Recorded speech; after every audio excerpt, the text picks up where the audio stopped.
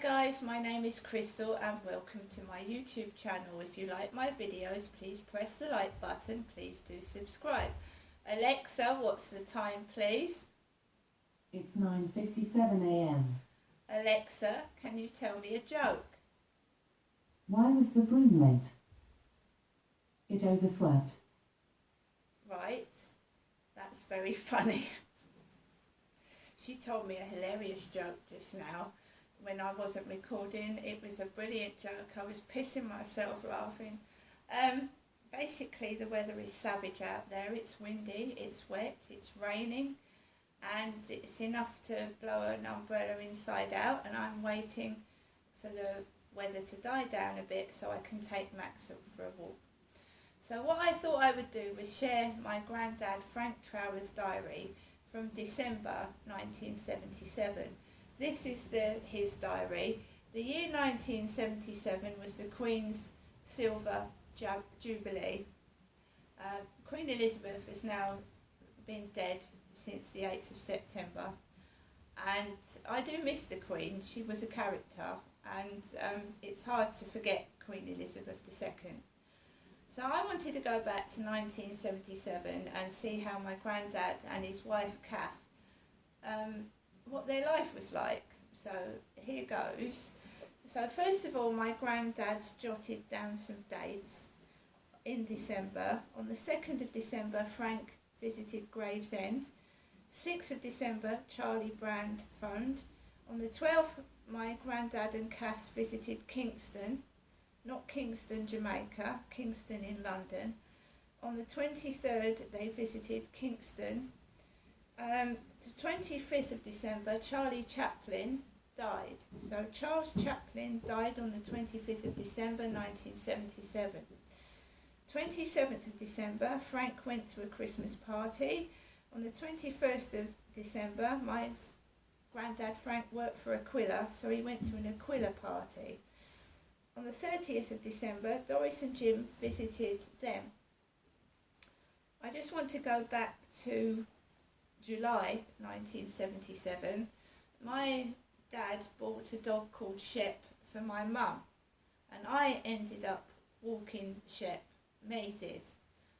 When I was 7 and 8, I used to walk Shep around Hazel Grove Flats, but Shep was actually bought for my mother. My father Derek used to get drunk. He probably was an alcoholic. He used to drink spirits, and alcohol makes people angry. But that's no excuse for hitting people or animals. Now my dad used to hit Shep the dog. He used to kick it and hit it. And when you are violent to a dog, it gets angry and vicious. So, on the 30th of July 1977, the dog I looked after and walked, Shep, was put to sleep. He's put Pot to sleep.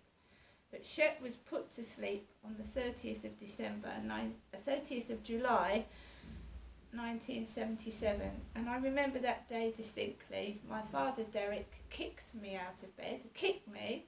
I fell on the floor, and he said, "It's your fault the dog is being put down." How possibly could it be my fault when my dad had abused that dog and hit it, and it was his fault? What happened was, my dad told me to restrain the dog when people knocked at the door because the dog was aggressive, because he was kicking it. So I forgot. I was 7 or 8 years old, and I forgot to restrain the dog. I opened the door. Shep ran up the stairs of 17 Hazel Grove, ran out into the corridor, and he bit one of the neighbours. Basically, I was told that Shep was going to be put down with a 16-inch needle, and my dad didn't take my mother to have the dog put down. He took me, and I waited in the car while Dad went into the vets and had the top dog put down. And this was a weight on my shoulders for several years. I took the guilt of this when it was my father that kicked that dog. Right, let's go on to December 1977.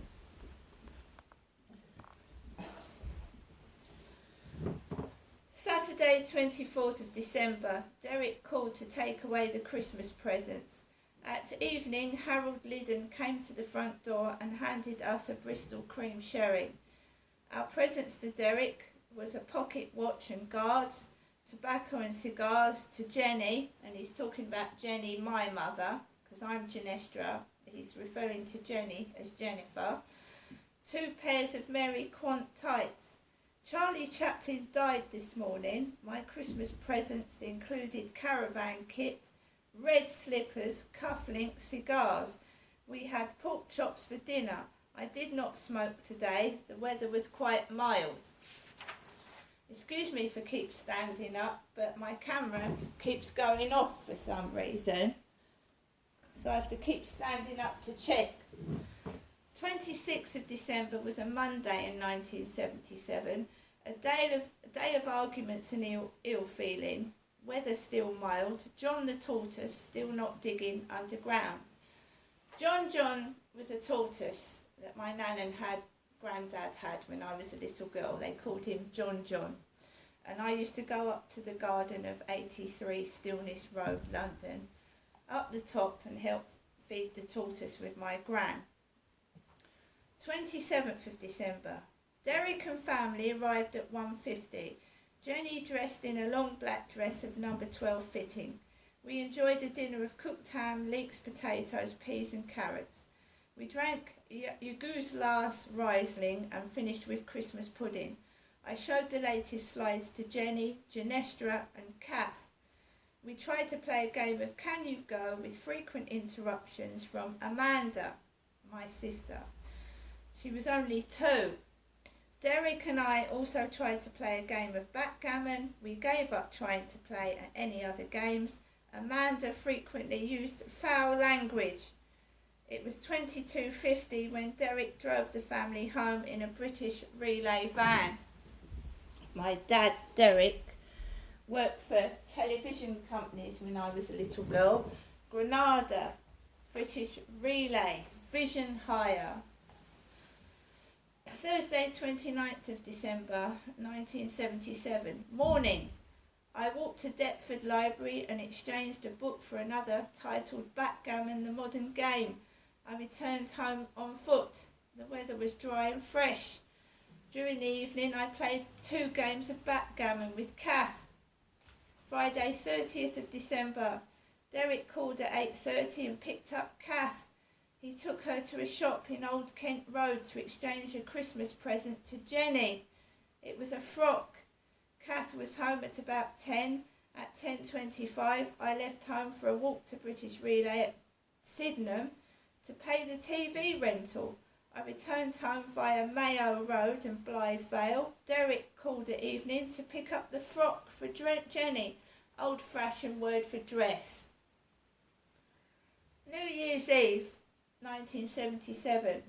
Mild weather. Jim phoned to say that he and Doris would be leaving home at 1:30. They arrived at 2:30 and left at 6:45. During their stay, I showed all of my colour slides. Jim forgot to bring the camera for my attention. We had tea and sandwiches plus a little wine. Doris handed me a Kodachrome colour film. The colour slides were projected in the living room. We stayed up for the watch night service on BBC Two and went to bed soon after midnight. Neither Jim or Doris gave Christmas presents to the children. So Uncle Jim and Uncle Doris didn't give me and Amanda any Christmas presents in 1977, and Amanda was 2 and I was 7.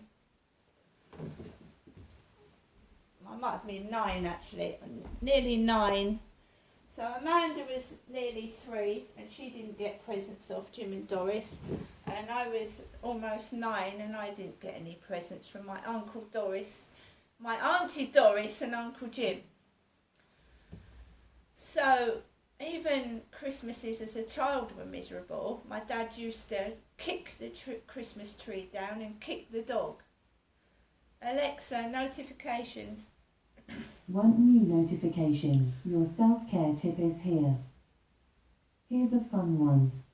Dance it out. Even just a few minutes of moving to your favorite songs can boost your mood. Try asking me to play a specific song or find an upbeat playlist. If you'd like, just ask me for self-care tips at any time. I dance. That's what I do when I feel miserable and upset or someone's spiteful to me. Put on the radio, listen to some music, do a bit of dancing, or keep fit to the music.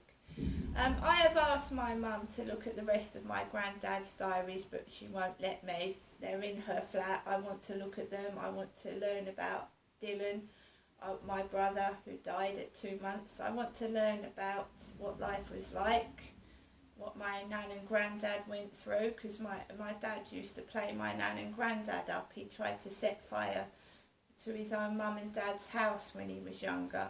I want to learn why my dad was like the way he was. A psychopath by the sound of it.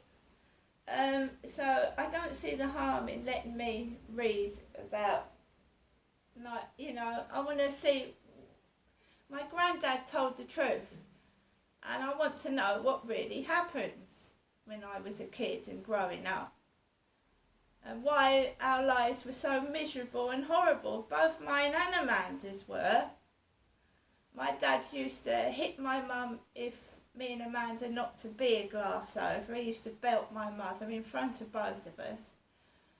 And my sister's dead, my brother's dead, and I just want to know why we had such a horrible life as children. It's not much better now, but there you go. So I don't see the harm in my mum letting me read my granddad's other diaries. I think I have a right to, actually, after what I've been through, to know the truth. Amanda read them, so why can't I?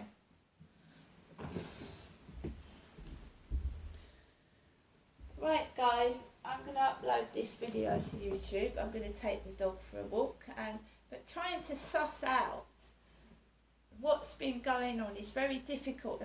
Some people are hiding the truth and won't let you. What is the harm of reading those diaries? Because, when I'm long dead, someone will be reading mine. See you later.